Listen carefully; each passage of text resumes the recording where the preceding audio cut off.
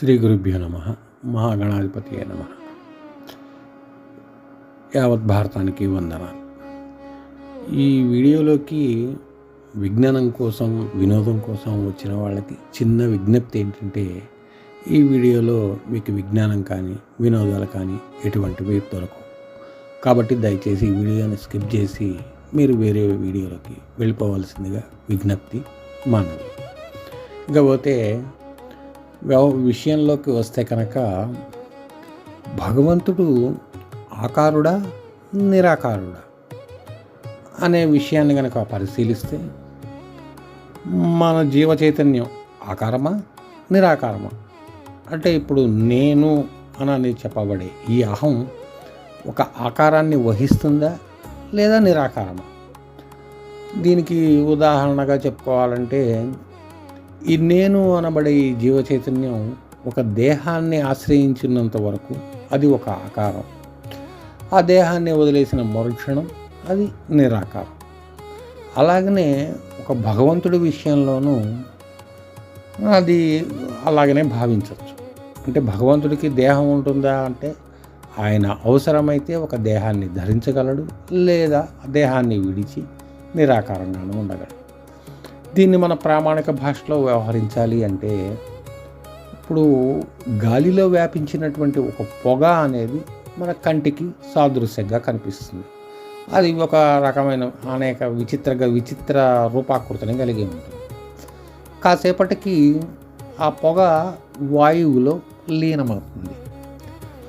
ఆ లీనమైపోయిన తర్వాత ఆ పొగ అనేది వాయువులో ఎలా ఉంటుంది? ఒక వాసన నిమిత్తంగా ఉంటుంది. ఆ తర్వాత అది వాయువులో కాసేపటికి ఆ వాసన నిమిత్తంగా కూడా కూలిపోయి అది అవ్యక్తంగాను అచేతనంగాను ఉంటుంది. అంత మాత్రాన ఇక్కడ పొగ ఉద్భవించలేదు, ఇక్కడ లేదు అని చెప్తామా? లేదుగా. మన కళ్ళ ముందే ఆ పొగ ఉద్భవించి ఆ వాయువులో లీనమై అక్కడ అది అవ్యక్తంగా అది ఆ వాయువులో నిబిడీకృతమై ఉంది. ఆ గాలి యొక్క ప్రయాణంలో అది అలా చైతన్యవంతంగా సాగుతూ ఉంది. అలాగనే ఒక భగవంతుడి చైతన్యం కూడా అవ్యక్తంగాను అనంతంగాను వ్యాపించి ఉంటుంది. దీన్ని మనం ఒక ఆకార రూపంలో దర్శించాలి అని అంటే, మనకి అనేక వందల పుణ్యక్షేత్రాలు ఎన్నో యావత్ భారతం అంతా నిండి ఉన్నాయి. ఉదాహరణ చెప్పాలంటే, మనం హిందువులకి తలమానికంగా భావించే పవిత్రమైన క్షేత్రం కాశీ. ఇటువంటి కాశీ క్షేత్రంలో ఇవన్నీ దివ్యధామాలు, దివ్య భూములు. ఈ దివ్య భూములలో భగవంతుడు సదా నడయాడుతూ ఉంటాడు. ఇది విఘ్నులైన మనుషులు, విఘ్నులైన వాళ్ళు దీన్ని అత్యంత జాగ్రత్తగా, జాగరూకతతో గుర్తుంచుకోవాల్సిన విషయం. ఈ కాశీ లాంటి మహాపుణ్యక్షేత్రాలలో భగవంతుడు రూపాకృతిని గ్రహించి ప్రతినిత్యం ఆ నగరంలో కానీ ఆ వీధులలో కానీ పర్యటిస్తూ ఉంటాడు మనిషి రూపాలలో. ఈయనే అక్కడ ఆ నగరంలో వెలిసి ఉన్న దేవుడు అని గ్రహించాలి అని అంటే, అది మామూలు సాధారణ మానవ చైతన్యానికి అంత శక్తి ఉండదు. అంటే ఎలాగా అంటే, ఒక మహారాజు మారువేషంలో నగరంలో పర్యటిస్తున్నప్పుడు సామాన్యమైన జనాలు ఆ మహారాజుని గుర్తించలేరు.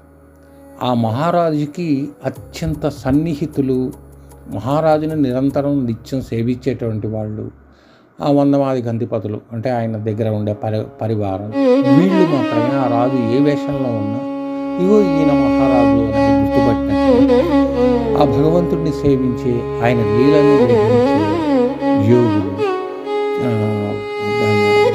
తపస్సులు, జ్ఞానులు, భక్తి కలిగిన వీళ్ళందరూ ఆయన ఏ రూపంలో ఉన్నా, ఏ చేతనంలో ఉన్నా ఈయన భగవంతుడిని గుర్తించి ఆయనకి నమస్కరించుకుంటూ ఉంటారు. దీనికి ప్రామాణికంగా చెప్పాలంటే, ప్రస్తుతం మనం కాశీ క్షేత్రాన్ని చూసుకోవాలి.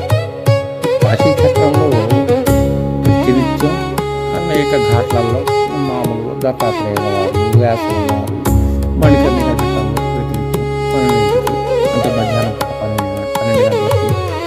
12 గంటల నుంచి 2 గంటలకి లోపల వచ్చి స్నానం చేసుకుంటూ ఉంటారు. ఇక ఆంజనేయ స్వామి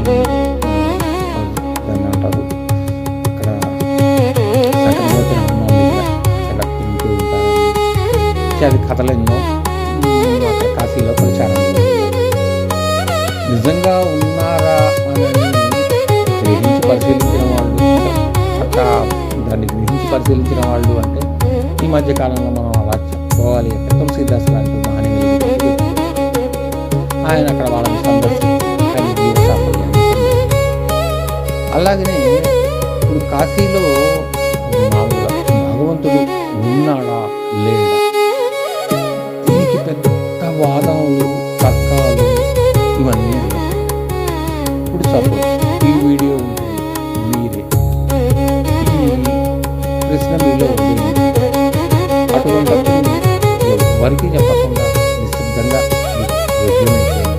ఒక్కసారి కాశీ ప్రయాణం చేసి దీనికి కొంత మీ తపోశక్తి కొంత మీలో సాధనా పటిమ ఇవన్నీ కూడా ఉండాలి సుమా. ఇవేమీ లేకుండా ఉత్తగానే బయలుదేరిపోతే భగవంతుడు ఒకవేళ మీ ముందరకు వచ్చిన గుర్తించగలిగే శక్తి మీకు అంటే కళ్ళుండి గుడి వాళ్ళు ఇలాంటి మామూలుగా మీకు ఏమన్నా అలాంటి కోరిక ఉద్భవిస్తే కాశీకి భగవంతుడు మీకు నచ్చిన భగవంతుడు నచ్చిన స్తోత్రము మంత్రము ఏదో ఒక పూజ ఏదో ఒకటి చేసి కాశీలో నిష్టగా ఆ భగవంతుని సేవించడానికి యత్నించాలి. అది ఫస్ట్ 1 నుంచి 3 రోజులు లేదా 5 రోజులు లేదా 7 లేదా 9 లేదా 11 లేదా 16 లేదా 21 లేదా 27 అది కాదు అంటే 40 రోజులు.